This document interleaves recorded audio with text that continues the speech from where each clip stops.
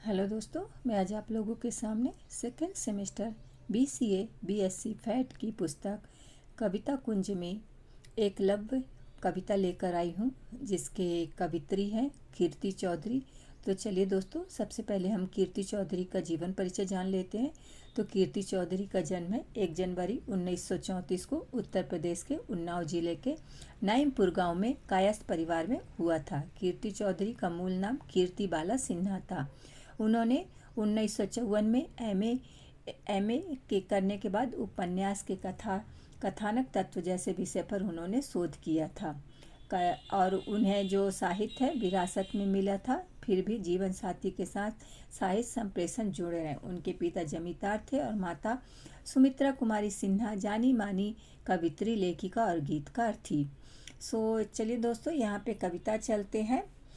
तो यहाँ पे एकलव्य में कविता में जो कीर्ति चौधरी गुरु किस तरह से अपने प्रिय शिष्य को अच्छा बनाने के लिए, सर्वश्रेष्ठ बनाने के लिए दूसरे शिष्य से अन्याय करता, जो दूसरे छात्र से अन्याय करता, जबकि उसने गुरु दीक्षा मतलब उसे पढ़ाया भी नहीं है, तो उसके बारे में बता रहे। बट उन्होंने गुरु दक्षिणा मांग ली है।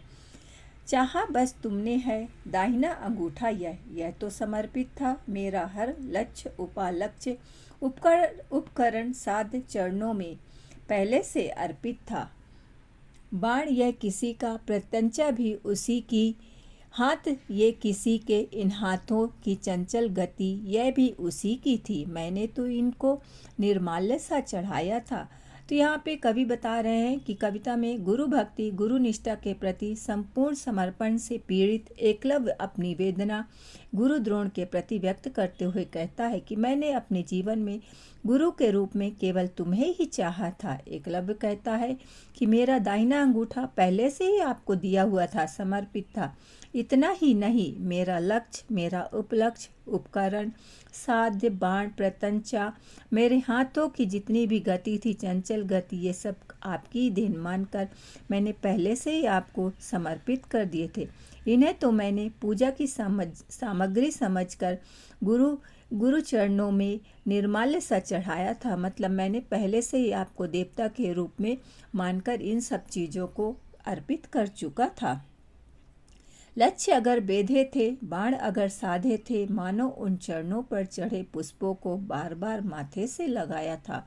तो यहाँ पर एकलव्य आगे कहता है गुरुवर से, मतलब अपने मन में सोच रहा कि मेरे बेधे हुए लक्ष्य और सिद्ध किए हुए बाणों को मैंने बार बार माथे से लगाया था, इनके सामने अपना सिर नवाया और गुरु चरणों पर इन्हें समर्पित किया था।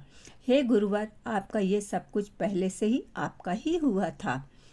सब था तुम्हारा, अरे सब कुछ तुम्हारा, तुम ही उससे अनभिज्ञ रहे, अथवा वह मेरा समर्पण सब झूठा था। मेरी वह निष्ठा, वह प्राणों की आकुल प्रतिष्ठा जिसे अर्पित थी, तुम थे नहीं, सिर्फ माटी की मूरत, क्या माटी की मूरत। सो यहाँ पे एकलव्य आगे अपने इमोशन, अपने भाव को बता रहा है कि हे गुरुवर द्रोण, मेरा जो कुछ भी था मैंने पहले से ही तुम्हारी देन समझी थी, लेकिन विडम्बना यह है कि जिस गुरु को मैं संसार का सर्वश्रेष्ठ गुरु समझकर, जिसके प्रति मैंने अपना पूरा व्यक्तित्व समर्पित किया था, वह गुरु ही उससे अनभिज्ञ है। अंगूठा कटवा देने के बाद मैं अपने जीवन में गुरु के प्रति किए संपूर्ण समर्पण का सिंह अवलोकन करने लगता हूँ, तब मुझे ऐसा महसूस होता है कि मेरा अपने गुरु के प्रति संपूर्ण समर्पण, निष्ठा और प्राणों की आकुल प्रतिष्ठा अर्पित की थी, वह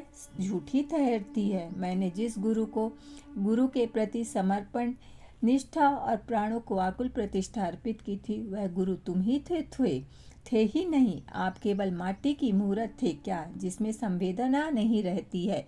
हे गुरुवर, मैंने जो समर्पण, निष्ठा और भक्ति जिस गुरु के प्रति समर्पित की थी, वे गुरु केवल माटी की मूरत नहीं थे। आपने जानबूझकर, सोच समझकर मेरे प्रति यह अन्याय किया है।